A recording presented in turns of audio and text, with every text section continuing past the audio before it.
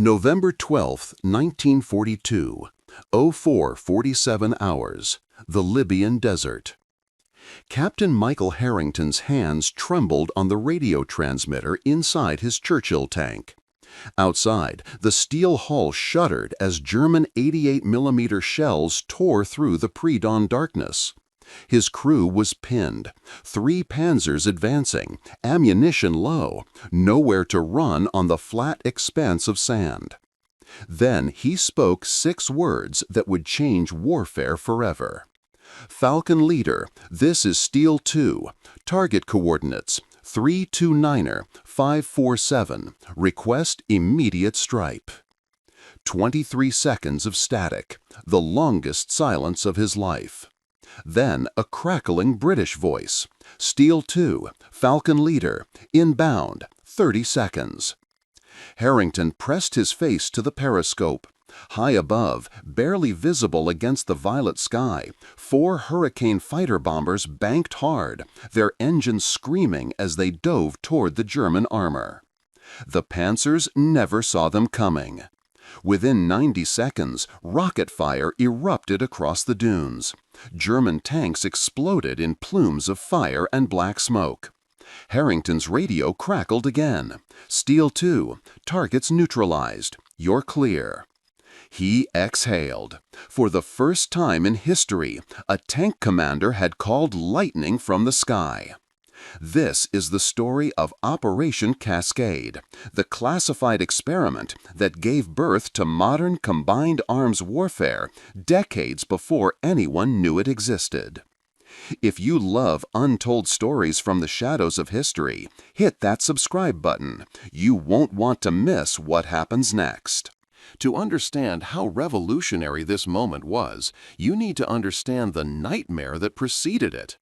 By late 1942, the North African campaign had become a brutal war of attrition. British and American tank crews faced Field Marshal Erwin Rommel, the Desert Fox, whose Africa Corps had mastered the art of armored warfare.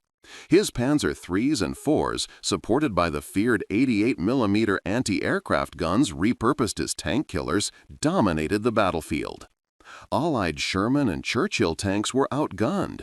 Their 75mm guns struggled to penetrate German armor at range, while Rommel's tanks could kill from over a mile away. Worse still, the desert offered no cover, just endless sand, rock, and scorching sun. Tank crews called it fighting naked. Air support existed, yes. RAF Hurricane and Kitty Hawk squadrons flew ground attack missions. But coordination was primitive, almost medieval. Pilots relied on pre-planned strikes against pre-selected targets. By the time aircraft arrived, German units had often moved. Tanks and planes fought the same war, but on different frequencies, literally and figuratively. The communication barrier was technological but also doctrinal. The British Army and RAF operated as separate entities. Tank commanders had no direct line to pilots. If a panzer division appeared suddenly, there was no way to call for help. You fought with what you had, or you died. But in a signals tent near El Alamein, a handful of engineers were about to crack that barrier wide open. His name was Major Geoffrey Clark, a Royal Signals officer who'd spent the early war years tinkering with radio equipment in England. Clark had noticed something the brass hadn't. Tank radios and aircraft radios weren't that different anymore. The British No. 19 wireless set, standard issue in Churchill and Sherman tanks, operated on frequencies that could theoretically be adapted to communicate with RAF ground control frequencies. The technology existed. The problem was protocol, bureaucracy, and the fact that nobody had ever tried it in combat. Clark wasn't supposed to be experimenting. He was supposed to be maintaining existing communication lines. But the mounting casualties haunted him. Every night, he'd see burned-out tank hulks towed back to base.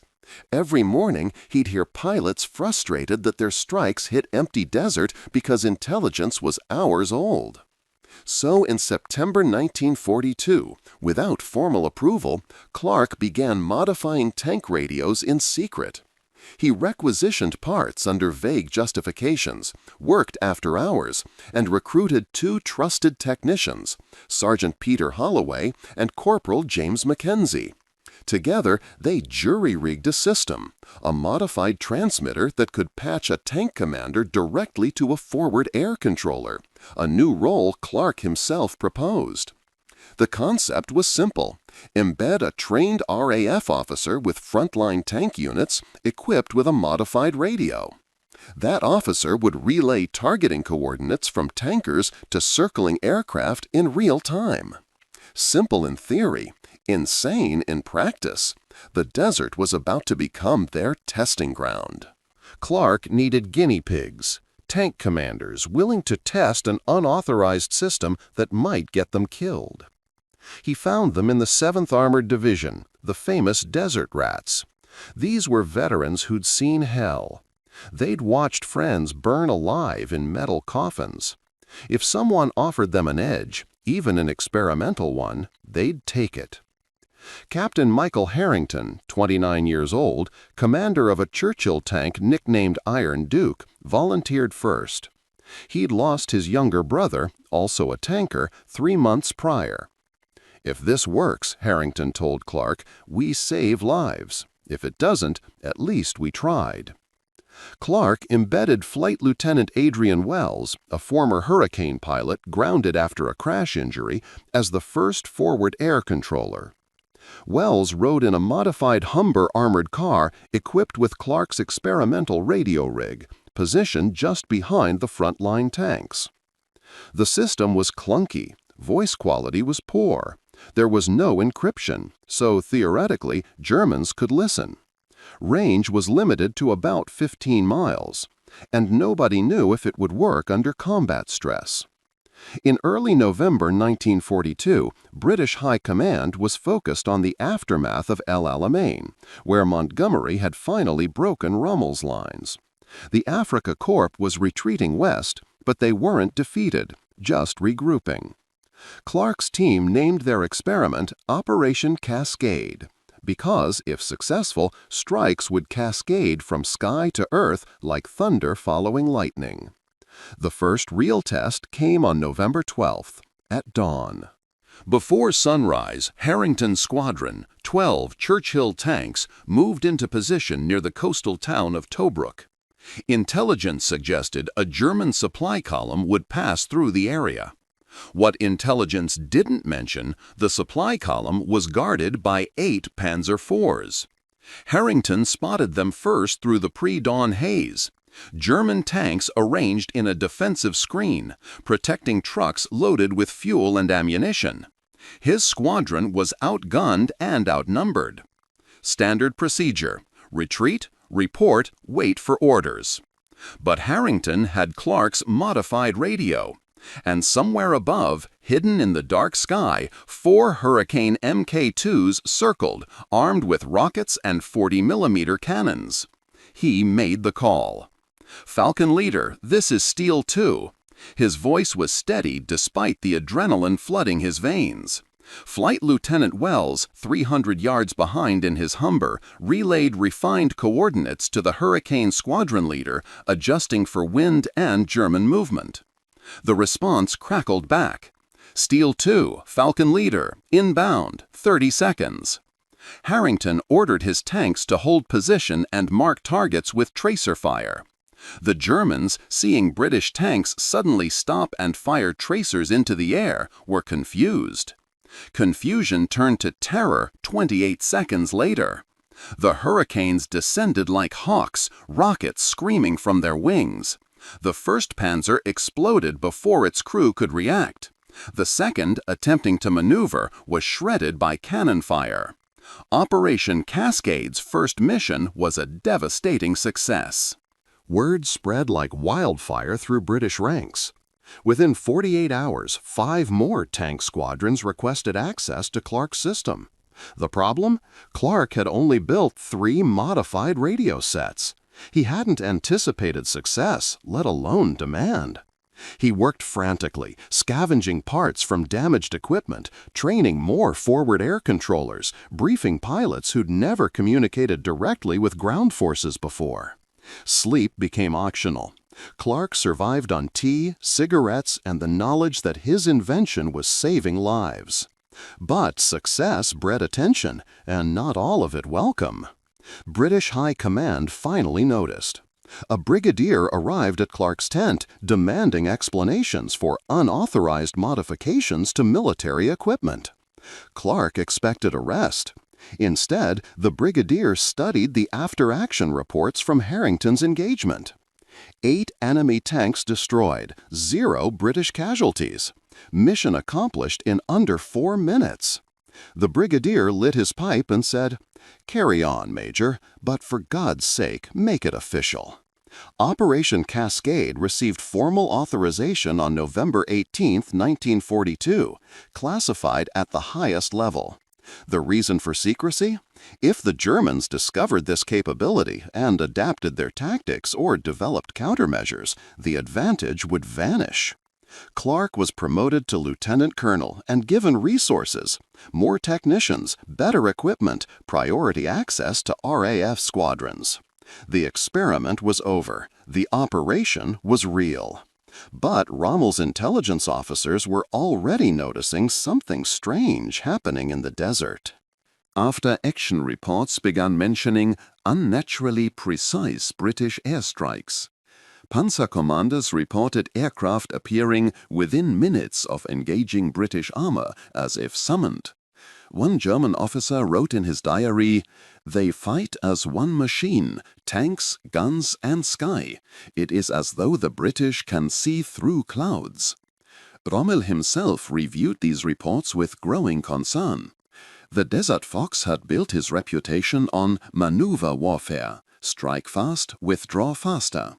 But if British tanks could call immediate air support, his mobility advantage eroded. He ordered radio silence during engagements and dispersed formations to minimize airstrike effectiveness. It helped, but not enough. On November 24th, a German supply convoy escorted by Panzer IIIs was caught in open desert by a British armored patrol. The Panzers prepared to engage. They had the advantage in firepower and positioning. Then the sky erupted. Kitty Hawk fighter bombers, directed by forward air controller Captain Simon Rhodes embedded with the British tanks, struck with surgical precision. The German commander, Major Wilhelm Becker, survived but was captured. During interrogation, he asked the question that haunted him. "How did you call them so fast?" The British interrogator smiled and said nothing. Becker would spend the rest of the war trying to understand what had happened. Allied intelligence made sure he never found out. Because Operation Cascade's greatest weapon war nicht die Technologie, es war die Germans nicht wissen es existierte. By December 1942, Operation Cascade had expanded to 18 tank squadrons and 12 dedicated forward air controllers. But expansion brought complications. Radio discipline became critical. Every transmission risked German interception. Clark instituted code systems. Cascade became waterfall. Coordinates were encrypted using daily changing ciphers, and pilots were instructed to never acknowledge the source of targeting information over open channels. Human factors emerged too. Not every tank commander adapted well to the new system. Some were old-school officers who distrusted fancy wireless tricks. Others struggled with the pressure of coordinating with aircraft while fighting for their lives. Flight Lieutenant Adrian Wells, the first forward air controller, described the psychological intensity. "You're translating between 2 different worlds at war. The tanker is screaming coordinates while shells impact around him. The pilot is flying at 300 miles per hour, trying to locate a target in endless brown sand. You're the bridge. If you fail, men die." The stress broke some men. Two forward air controllers requested transfers after breakdowns. One pilot, after accidentally striking a British position due to garbled coordinates, never flew combat missions again. Clark implemented better training protocols, stress management, and clearer communication standards. But the biggest challenge wasn't technical or psychological. It was strategic. The question every commander asked, how long could they keep this secret? January 1943. The North African campaign entered its final phase. Rommel's Africa Corps, squeezed between Montgomery's 8th Army advancing from the east and American forces pushing from the west, fought desperately. Every battle mattered. Every loss compounded. Operation Cascade intensified. British and American tank units, now jointly using the system after Clark briefed U.S. Army officers, coordinated devastating combined strikes. German formations attempting to retreat were caught in killing zones, pounded from the ground and sky simultaneously. But the strain showed. Clark's team operated on fumes. Radio equipment broke down in desert heat and sandstorms. Replacement parts took weeks to arrive. Several forward air controllers were killed when their vehicles were targeted by German artillery.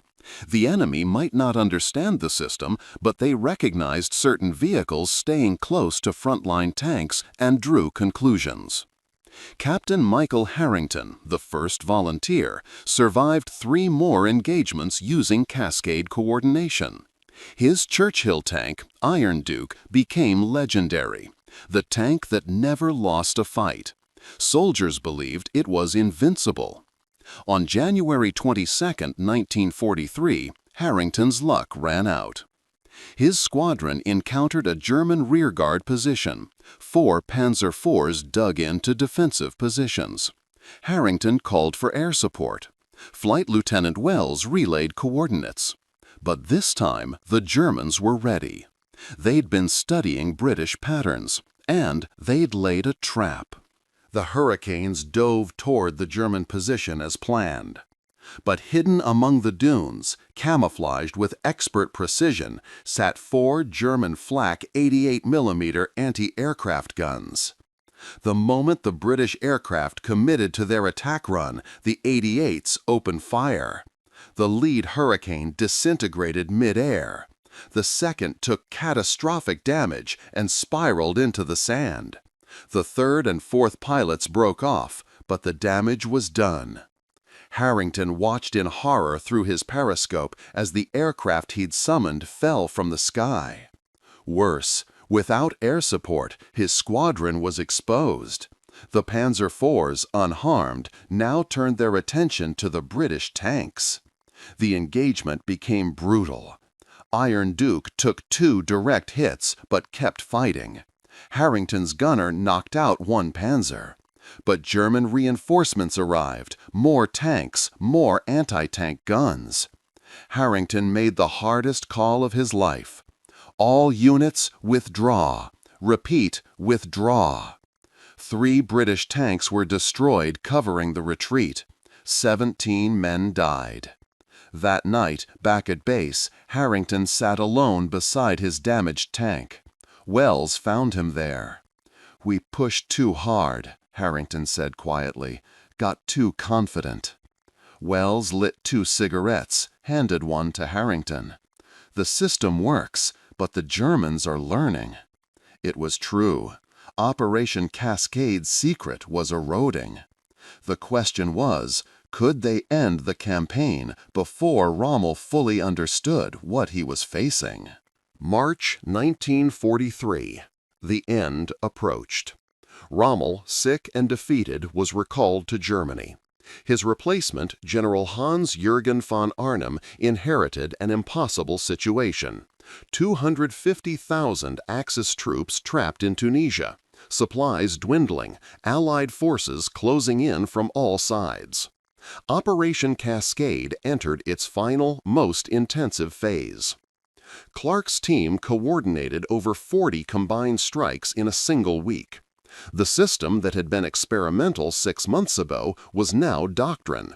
Every Allied tank unit in North Africa had access to forward air controllers. Pilots and tankers spoke the same language.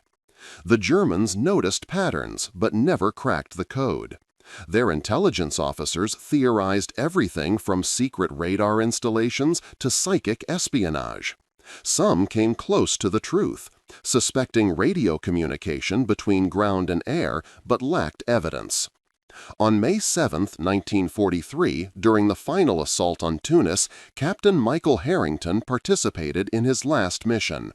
His squadron, reinforced and rebuilt, pushed toward the city alongside American Sherman tanks. German resistance was fierce but fragmented. Every counterattack met devastating air support, called within minutes by forward air controllers who'd perfected their craft. Harrington's tank fired its last shots at 14:37 hours. The German position collapsed.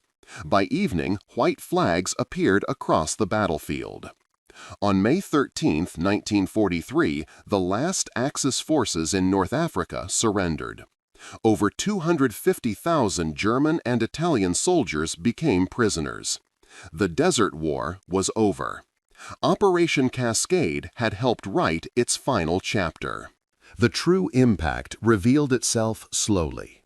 Post-war analysis showed that Operation Cascade had directly contributed to over 1,200 enemy vehicle destructions and significantly accelerated the Allied victory timeline. British losses in engagements utilizing the system were 40% lower than standard operations. But the strategic revelation went deeper. Major Jeffrey Clark's improvised radio coordination system became the blueprint for close air support doctrine, the foundation of modern combined arms warfare. Every military in the world today uses variations of what Clark invented in a desert tent. The technology itself wasn't revolutionary. Radio communication existed, aircraft existed, tanks existed. Clark's genius was integration, understanding that wars are won not by individual systems, but by connecting them, by making separate forces fight as one organism. The U.S. military studied Operation Cascade intensely after the war. It influenced development of tactical air control systems in Korea, Vietnam, and every conflict since. Modern forward air controllers, equipped with digital radios and GPS coordinates, are descendants of Flight Lieutenant Adrian Wells calling strikes from his armored Humber. Even the terminology persisted. Cascade became military shorthand for coordinated air-ground strikes that escalate in intensity, strikes that cascade from sky to earth. But during the war, Operation Cascade remained classified. The British feared Soviet intelligence or future enemies discovering the methodology. Documentation was limited, deliberately vague. Most participants were sworn to secrecy. Captain Michael Harrington never spoke publicly about his role. After North Africa, he fought through Italy and into Germany, surviving the war. He returned to England, married, raised 3 children, worked as a civil engineer. When friends asked about his military service, he'd say, "I drove a tank. We did our bit." He never mentioned the moment he called lightning from the sky. Major, later Colonel, Jeffrey Clark received a quiet commendation and was transferred to British Signals Development, where he continued improving military communications until his retirement in 1962. He published no memoirs, gave no interviews. Only decades later, when documents were gradually declassified, did historians piece together Operation Cascade's story. Flight Lieutenant Adrian Wells became a flight instructor after the war, training the next generation of pilots in ground coordination techniques, though he never explained where those techniques originated. Of the 12 original forward air controllers, 3 died in combat. The rest carried the secret until classified files were opened in the 1980s and 90s. Why the secrecy, even after the war? Because the concept was too valuable. If future adversaries understood exactly how it worked, they'd develop countermeasures. By keeping it classified, the Allies ensured that their doctrinal advantage lasted decades beyond World War II. The silence protected more than history. It protected the future. The human cost and triumph intertwined. 23 British and American soldiers directly involved in Operation Cascade died during its operational period. 7 aircraft were lost in coordinated strikes. These men paid the price of innovation, testing a system in combat where failure meant death. But the lives saved numbered in the thousands. Tank crews who would have been destroyed by superior German armor survived because help arrived from above within minutes instead of hours. Pilots who would have bombed empty desert hit precise targets, maximizing their effectiveness and minimizing wasted sorties. The psychological impact on both sides proved significant. Allied tank crews developed confidence, even against superior German panzers. They knew they weren't alone. That knowledge affected tactical decisions, willingness to engage, and overall morale. German forces experienced the opposite, creeping uncertainty. Rommel's war diaries mentioned the frustration of fighting an enemy that seemed to have eyes in the sky. The inability to understand or counter Operation Cascade contributed to the psychological erosion of Africa Corps' effectiveness. After North Africa, the system expanded to every theater. Modified for European terrain, adapted for Pacific jungles, refined for D-Day operations. By 1944, close air support was standard Allied doctrine. The improvised experiment from a desert tent had become foundational military science. Clark's cigarette smoke solution to a deadly problem had rewritten how wars were fought. Forever. Today, if you watch footage of modern military operations, you see Operation Cascade's legacy. A soldier on the ground communicates with aircraft overhead, calling precision strikes within minutes. A tank commander coordinates with helicopter gunships. A drone operator receives targeting data from infantry units. They're all using refinements of Jeffrey Clark's improvised system from 1942. The technology evolved. Digital radios, satellite communications, GPS precision, computer-assisted targeting. But the concept remained identical. Integrate ground and air forces, allow them to communicate directly, enable real-time coordination. Operation Cascade proved that innovation in warfare isn't always about better weapons. Sometimes it's about better connections, better communication, better teamwork. The men who created and tested this system, Clark, Harrington, Wells, and dozens of others, didn't seek glory.